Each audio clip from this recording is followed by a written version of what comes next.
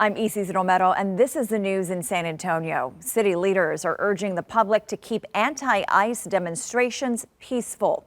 Wednesday morning, city leaders voiced their support for the right to peacefully demonstrate.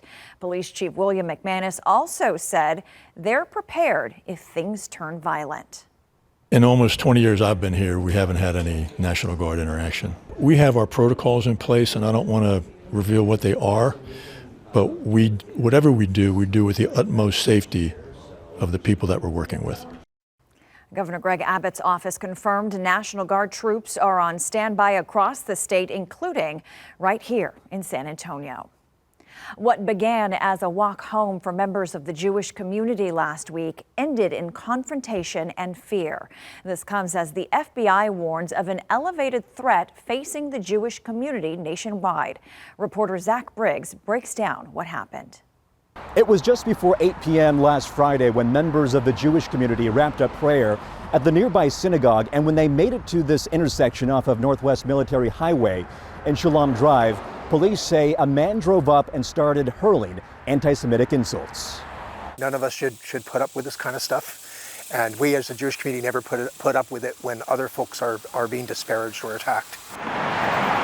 Police say a man driving a white Nissan was stopped at a red light when he rolled down his window and shouted expletive-filled remarks toward a group of people saying, quote, "Go back to your country, you Jews." Winslow Swart knows these individuals who reportedly told the driver to go away. They're members of my community, my faith community. Some of them are lifelong friends. Through the investigation, police learned the driver then pulled off to the side of the road, got out of his car, and started running toward one of the congregants with a knife. The targeted victim told police he dodged the suspect's punch and proceeded to slap him, knocking the knife out of his hand. And before the suspect retreated, police say he stated he didn't want any trouble. Swartz just grateful for the outcome despite the alarming circumstances. I would say that that's a blessing. I would say it's a real blessing that there was no injuries as a result of this attack. And now police are going through surveillance video from nearby homes that capture the confrontation with the hopes of identifying the suspect.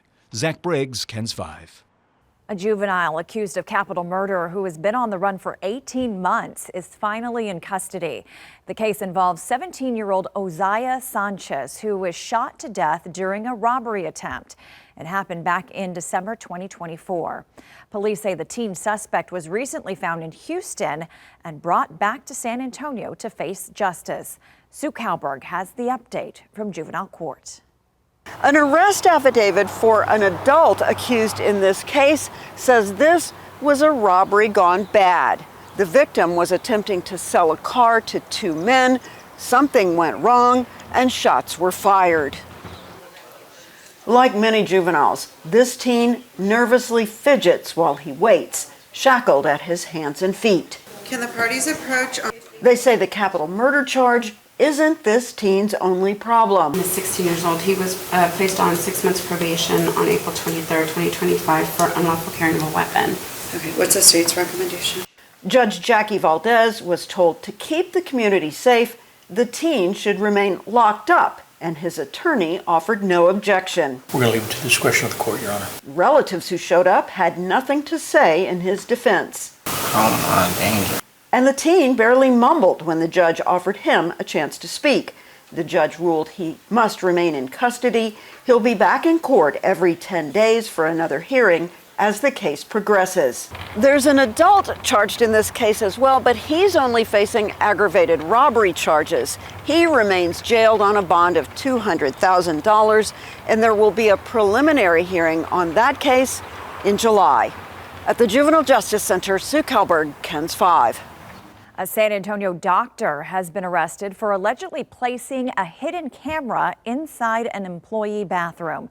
According to an affidavit, an employee at an HEB Wellness primary care office found a covert video device disguised as a vehicle key fob while going to the bathroom. Investigators say Dr. Marshall Britton Silva confirmed the hidden camera belonged to him. He's facing charges of invasive visual recording.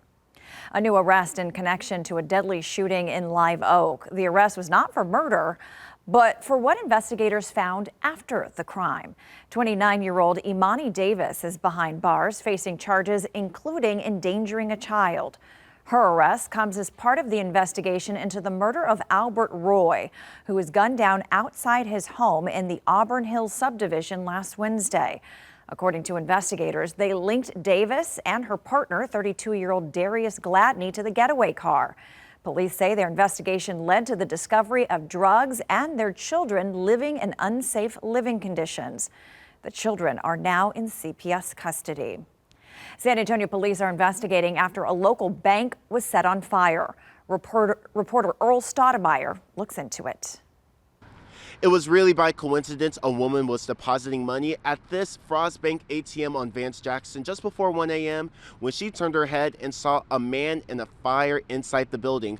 I'll step to the side and you can see that more Frostbank personnel are here and asked us to leave the property because this is private. But before we did, we got some of that video of the fire damage up close. So police say the woman immediately called 911 and stayed at the scene.